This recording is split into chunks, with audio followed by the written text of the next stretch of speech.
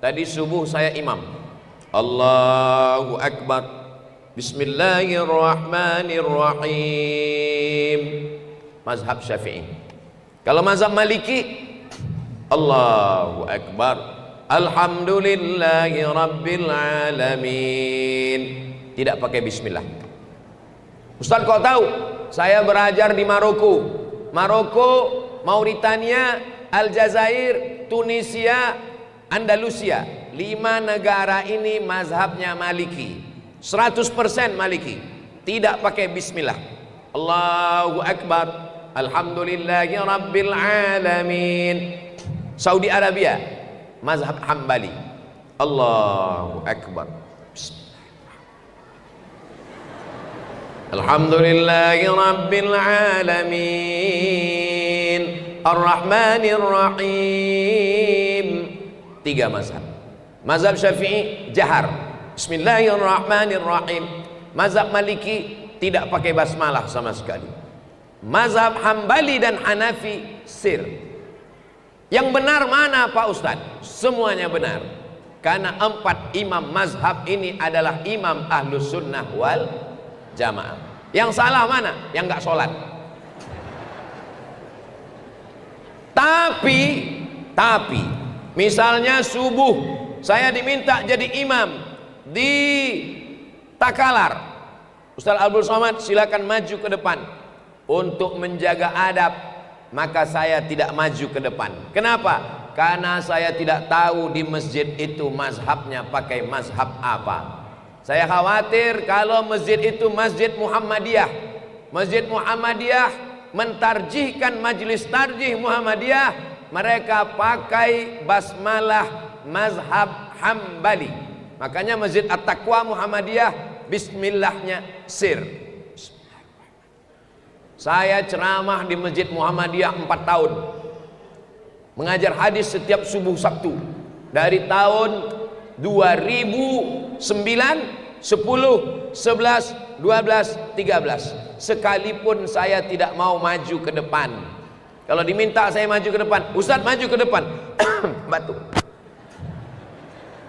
Kenapa Ustadz tidak mau maju? Karena kalau saya maju ke depan, saya baca bismillah jahar, saya pakai kunut Allahumma hdina fiman hadait, makmum saya di belakang belum tentu semuanya faham. Banyak makmum yang tidak mengerti. Dia belajar dari mulai SD, SMP, SMA, Muhammadiyah. Dia merasa tidak enak hati karena imam berbeda.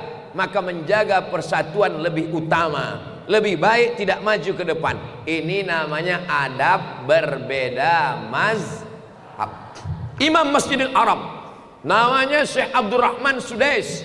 Imam Masjidil Haram, Imam Masjid Nabawi, semua imam-imam itu ketuanya namanya Syekh Abdurrahman Sudais, doktor dari Ummul Qura, datang ke Jakarta, diminta jadi imam di Istiqlal. Beliau maju jadi imam di Istiqlal. Semua makmum penasaran, kira-kira jahar atau sir ya? Videonya masih ada, cari di internet. Syekh Abdurrahman Sudais imam di Istiqlal, cari nanti, jangan sekarang.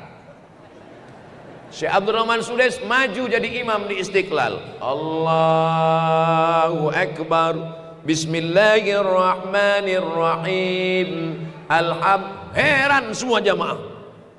Kenapa dia waktu di Makkah bismillahnya sir, kenapa di Istiqlal bismillahnya jahar? Yang bisa menjawab adalah santri pesantren modern Tarbiyah. Kalau nggak percaya, tanya mereka. Kenapa ketika di Makkah dia baca bismillah sir? Karena Saudi Arabia sejak 1924 mazhabnya adalah mazhab Hambali. Kenapa ketika di Istiqlal dia bismillah jahar? Karena dia tahu orang Indonesia bermazhab Syafi'i, maka dia jaharkan baca bismillah. Itu namanya adab berbeda mazhab. Ustaz, ya, saya kemarin menantu saya suruh jadi imam di rumah. Terus pas dia sholat, Allahu Akbar, Bismillahirrahmanirrahim, Qul huwallahu ahad.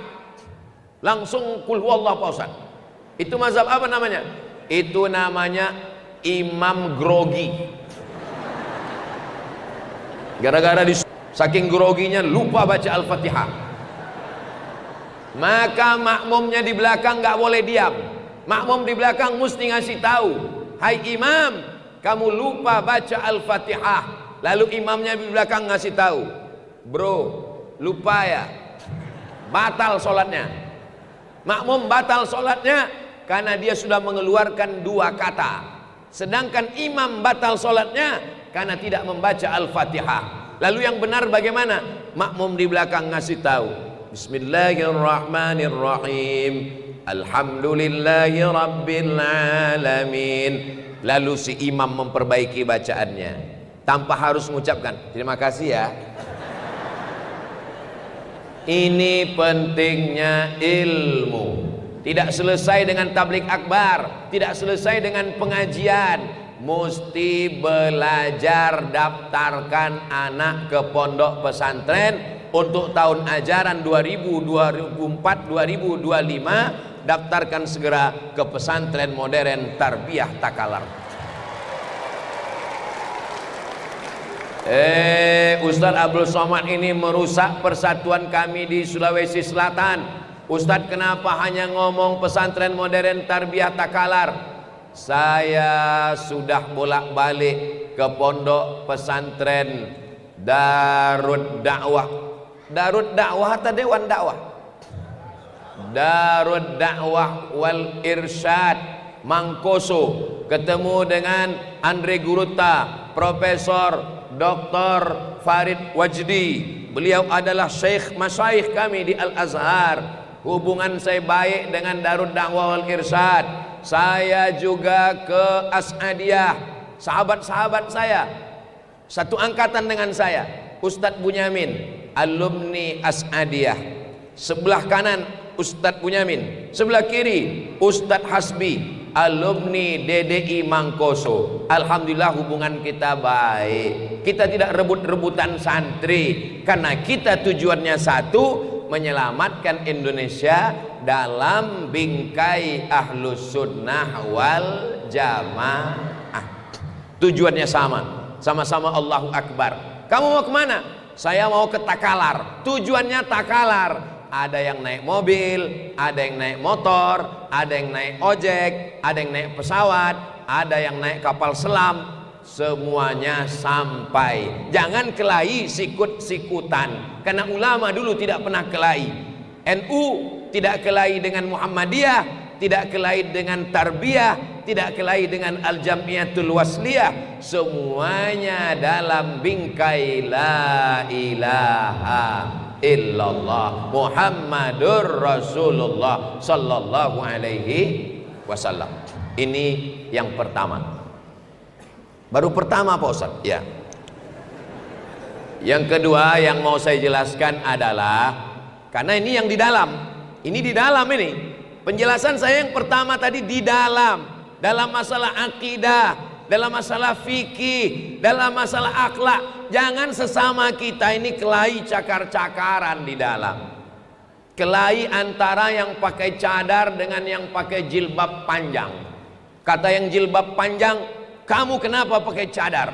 Kata yang pakai cadar, kamu kenapa pakai jilbab, wajahmu masih kelihatan. Kalau yang pakai cadar dengan yang pakai jilbab kelahi, yang ketawa yang nggak pakai baju. Selama dia menutup aurat, kami di Al-Azhar diajarkan pakai cadar itu dianjurkan.